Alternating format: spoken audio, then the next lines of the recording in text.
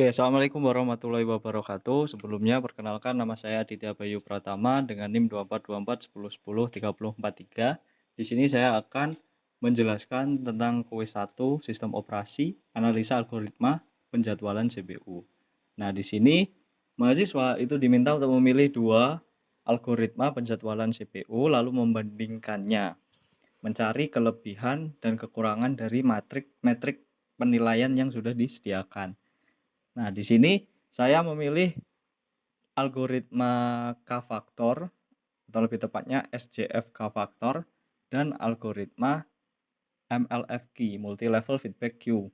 Nah, untuk K-faktor sendiri itu menggunakan sifat SJF ya, short job first, artinya job dengan nilai paling rendah itu dikerjakan terlebih dahulu. Nah, tapi penilaiannya itu menggunakan fungsi K atau fungsi calculate score ini.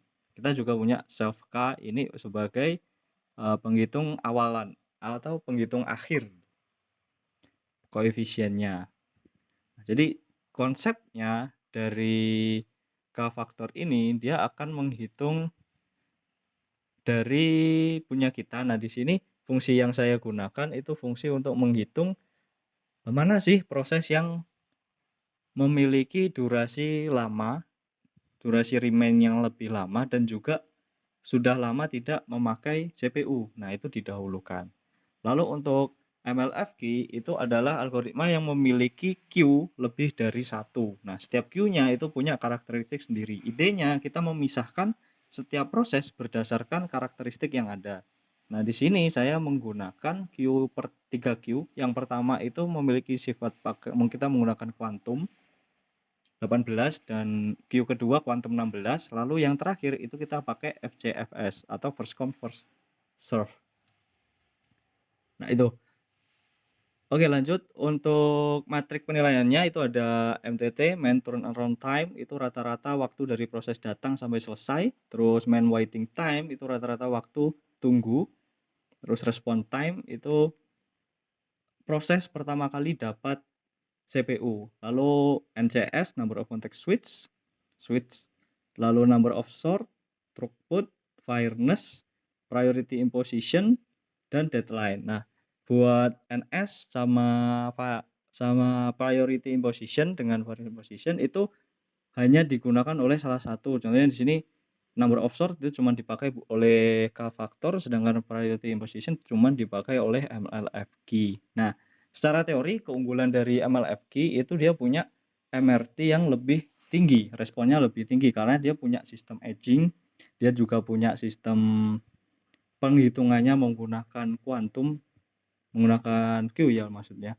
Q-nya bisa lebih banyak, bisa dikarakteristikan sehingga responnya bisa lebih tinggi. Tapi kelemahannya itu ada di MWT-nya, main waiting time, karena seperti yang kita tahu dia kan sistem kerjanya itu harus menunggu dulu dari Q1 selesai baru bisa Q2, baru bisa Q3.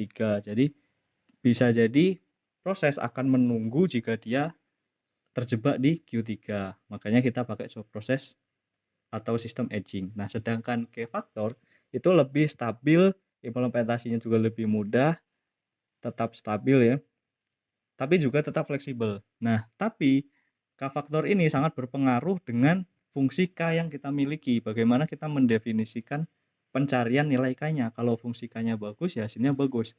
Nah, makanya bisa dibilang dia itu fleksibel. Kita tinggal berubah fungsi K-nya. Kekurangannya, dia itu tinggi dari miss deadline-nya. Karena dia nggak punya sistem edging. Jadi dia akan bermasalah di miss deadline-nya. Oke, baik, setelah itu kita buat simulasi. Setelah kita jalankan, kita ada 4 tipe tes ya, ada many small, few large, sama mix dan starvation. Kalau many small itu prosesnya banyak tapi burst time-nya kecil. Kalau few large prosesnya dikit tapi burst time-nya tuh tinggi. Kalau mix itu campur. Kalau starvation dia itu ada satu proses panjang lalu nanti kita spam dengan proses yang lebih sedikit. Oke, nah hasilnya itu seperti ini. Lalu kita lanjut ke pembahasan dari matriksnya. Nah, ini untuk grafiknya sendiri dapat kita lihat ada beberapa yang miss, ada yang sudah jalan dengan baik. Nah, kekurangan dari grafik ini ya kita cuman tracking dia itu pertama kali dapat CPU kapan, tapi kita nggak tracking apakah ada konteks switching-nya atau enggak. Karena itu kan juga berpengaruh dia memakai CPU berapa lama. Oke, nah untuk pembahasan sendiri, pertama pada many small proses dapat kita lihat MLFQ itu unggul di MRT-nya. Nah, MRT ini semakin kecil semakin bagus karena itu artinya algoritma itu responsif. Dia lebih cepat dalam memberikan CPU kepada proses. Nah, lalu untuk K-faktor itu memiliki unggulan di MTT dan NCS. Konteks switching-nya lebih rendah, MTT-nya juga lebih rendah. Nah, ini artinya untuk MLQ itu lebih responsif dan untuk K-faktor itu tidak overheat.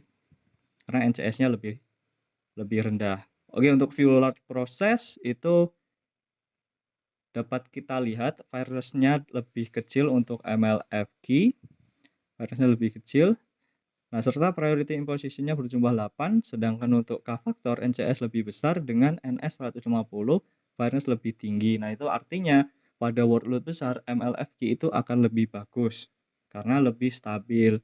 Nah, sedangkan K-faktor itu kurang bagus karena terjadi overread tinggi pada NS. Nah, di sini kita lihat dia cukup banyak. Ini karena saya juga memakai sistem round robin ya di MLFQ untuk queue-nya, jadi dia berputar.